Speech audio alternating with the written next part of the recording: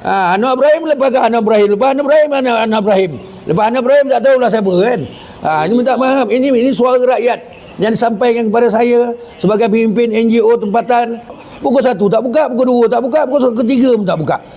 Mana dah tak ada dah suasana meriah dulu di Pasar Raja Alang ni. Kita akan dapat segalanya, boleh membeli belah. Malam tak buka Pasar Raja Alang, sama ada tak ada jualan ataupun tak ada pelanggan. Apa maknanya?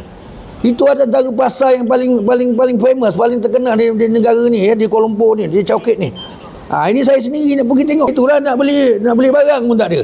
Kan? Ada jual ayam je, ayam bulat tu. Ayam pun RM11, RM11.5 dah naik. Kenaikan harga minyak, minyak diesel, minyak petrol.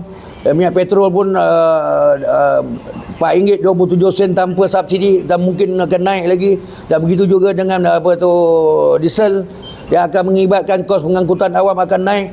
Dan ini sebenarnya akan menjejaskan secara terus kepada rakyat, kerana ia akan melibatkan kos pengangkutan dan kos barangan yang akan naik. Wajib kerajaan mengambil tindakan yang betul-betul drastik dan secara direct, mengambil kira dan juga prihatin terhadap soal kos sara hidup yang akan menyebabkan rakyat tersiksa, terkesan oleh kerana keadaan yang berlaku hari ini.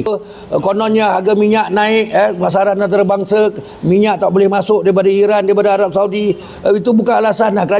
Rakyat tidak mahu mendengar alasan. Kerajaan yang harus bertanggungjawab.